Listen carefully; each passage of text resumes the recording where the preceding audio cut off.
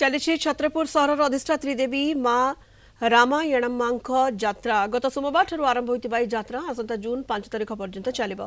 सोमवार विलंबित राति माँ रामायणम्मा मथारू फूल खसवा पर कार्यक्रम आरंभ होता। शोभायात्रा भक्त मैंने माँ को सहर परिक्रमा कराई निज बाप घर को नहीं। 6 तारिख माँ घट सहर परिक्रमा कर कार्यक्रम रही। प्रतिदिन माँ घट परिक्रमा सरिबा परे दही भात लागी करा जाए। अन्यपटे आसंता 15 तारिख ठारू पिलांको मनोरंजन पई सहर रे रामदोली समेत मीना बजार मध्य यात्रा कमिटी पक्षरु खोला जिवो। माँ काली राति भोर 2:30 3टा भितर आगमन हेले आज्ञा माला आसिले। आज माँ गोटे विश्राम नहीं काली घट आसो घट सहित नगर परिक्रमा काली आरंभ हो।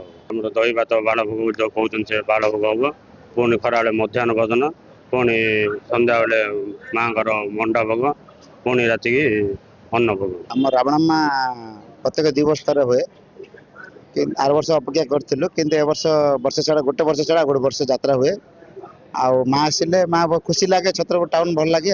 आमर प्रत्येक 2 वर्ष जो माँ यात्रा जो होची ए वर्ष प्रथम दिन आम जाना पाइलु जे केते जाकजक आमर यात्रा कमिटी चेयरमैन कहतु वाइस चेयरमैन कहतु manager vice assistant manager secretary एवं तांकर जेतिकी टीम एमाने राति दिन अहरह परिश्रम करी माँकर सेवा करी एवं आखपाख अंचल लोक मानक पाखरु सेमानकर साहाय्य सहानुभूति लभी ये जो माँकर कार्यक्रम जो हाथी नहीं तेणु आमर मंदिर कमिटी तरफ मो तरफ प्रथम धन्यवाद अर्पण करुच्ची। आम बहुत आडंबर सह पटुआर करने आशा रखीचु माँ के आशीर्वाद रे गला काली बहुत भल रही जाइए।